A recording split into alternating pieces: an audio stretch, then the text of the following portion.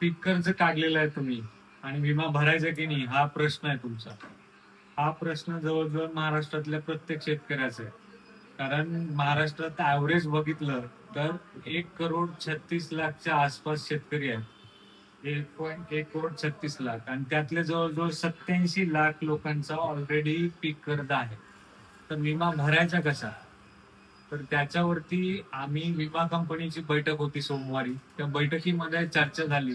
तर कोणी डायरेक्ट अंगावर घ्यायला तयार नाही. अंगावर म्हणजे त्यांचं म्हणणं काय, बँकेने भरला पाहिजे ज्याच्याकडे कर्ज आहे त्याचं. पण बँक भरत नाही, त्यांच्याकडे स्टाफचा इश्यू आहे वगैरे, त्यांनी ऑप्ट आउट म्हणून डायरेक्ट ऑप्शन घेऊन टाकतात. मग भरायचं कोणी? त्या शेतकऱ्यांचं नुकसान तर नाही व्हायला पाहिजे. तर विमा भरायला पाहिजे म्हणून बाहेर सीएससी वाले सुद्धा भरू शकतात. पण कुणी डायरेक्ट गॅरंटी घ्यायला तयार नाही. आता याच्यामध्ये काय प्रॉब्लेम झालाय की क्लिअरिटी नाही आहे. क्लिअरिटी म्हणजे कसं, आता गव्हर्नमेंटच्या अनाउन्समेंट काय आहे, ॲग्रिस्टॅक आयडी ज्याचे आहे त्याला फार म्हणजे 7/12 देण्याची गरज नाहीये. तर विमा कंपनीच्या क्लॉज मध्ये काय आहे, 7/12 द्यावं लागते असं त्याच्यामध्ये मेन्शन आहे.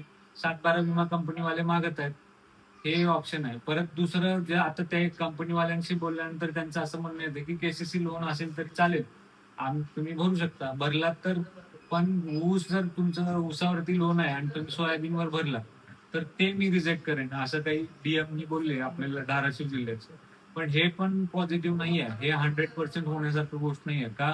कारण बँकेचा डेटा यांच्याकडे उपलब्ध नाहीये आणि जरी त्यांनी उपलब्ध केला तर जेव्हा आता काही लोकांचे कर्ज कधी आहे, 10 म्हणजे 3-3 वर्ष 4-4 वर्षाच्या अगोदरचं कर्ज आहे आणि ते कर्ज जवळजवळ ऊसावर घेतलं होतं. आता ऊस म्हणून काही जणांनी सोयाबीन पेरलंय, तर त्याला तुम्ही कसं गृहीत धरू शकता की त्या कर्जाच्या बेसिसवर तुम्ही हे कराल? हे अशा काही गोष्टी आहेत, ज्या अडचणी आहेत. त्याच्यामुळं क्लॅरिटी कोणीतरी गव्हर्नमेंटच्या व्यक्तींनी स्पष्ट, कृषी मंत्री जे आहेत त्यांनी स्पष्ट सांगितलं पाहिजे स्वतः समोर येऊन, तुमचं केसीसी लोन असेल तरी तुम्ही विमा भरू शकता. आणि ह्या ज्या अडचणी आहेत ह्या सगळ्या अडचणी आम्ही दूर करू, हे मान्य केलं जाईल, नाही केलं जाईल. कोणीतरी स्पष्टता देणारं गव्हर्नमेंट कडून झालं पाहिजे. आणि ही गोष्ट गव्हर्नमेंट पर्यंत पोहोचवण्यासाठी तुम्ही सर्वांनी हा व्हिडिओ लाईक, शेअर आणि फॉलो करा मला. आपण असे शेतकऱ्यांचे विषय जास्तीत जास्त सर्वांपर्यंत पोहोचवून त्याच्यावरती काहीतरी मार्ग काढण्याचा प्रयत्न करू. धन्यवाद.